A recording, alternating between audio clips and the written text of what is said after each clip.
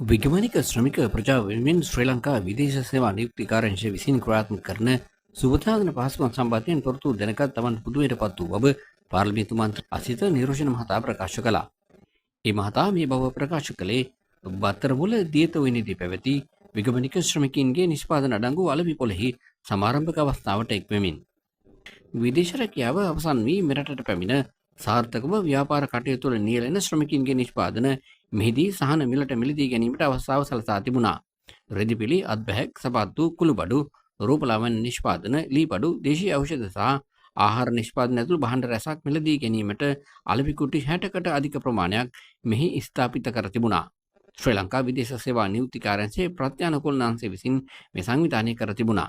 මෙහිදී පාර්ලිමේන්තු මන්ත්‍රී අසිත නිරෝෂණ විදේශ කටයුතු විදේශ රැකියා හා සංචාරක අමාත්‍යාංශයේ ලේකම් අරුණි රණරාජා අතිරේක ලේකම් විදේශ රැකියා ආචාර්ය බී යාලේගම ශ්‍රී ලංකා විදේශ සේවා නියුක්ති කාර්යාංශ සභාපති කෝෂල වික්‍රමසිංහ එහි සාමාන්‍ය අධිකාරී ඩීටීපී සේනානායක යන මහත්මීන් එහිදී වෙළඳ කුටි නිරීක්ෂණයටද එක් වුණා.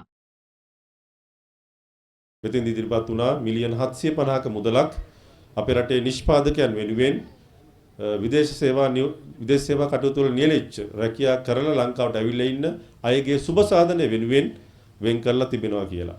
මම මේක අවස්ථාවක් ඔබේ ආයතනයට ආවට පස්සේ මට ලොකු ෆයිල් එකක් දුන්නා. නිලධාරී මහත්මයෙක් මෙන්න මේ මට්ටමේ සුබ සාධන කටයුතු ප්‍රමාණයක් අපි බියුරෝ එක විදිහට ක්‍රියාත්මක කරනවා කියලා. ඒක ඇත්තටම මමත් පුදුමයටපත් වුණා.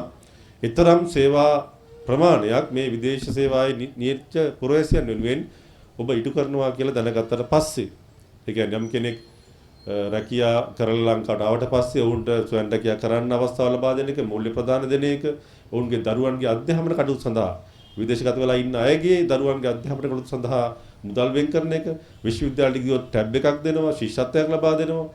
ඒ වගේම සාමාන්‍ය පාසල් දරුවන්ට වාර්ෂිකව එක්වරක් ලැබෙන පරිදි රුපියල් 15000ක 20000ක ආසන්න පොත්පත් කට්ටලයක් ලබා දෙනවා.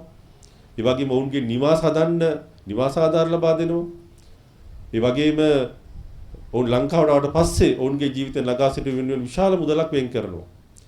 ඒ නිසා මම හිතන්නේ විදේශ සේවා නියුක්ති කාර්යාංශය කියලා කියන්නේ එවැනි විශාල සේවාවන් රැසක් ක්‍රියාත්මක කරන ආයතනයක්. ඒ වගේ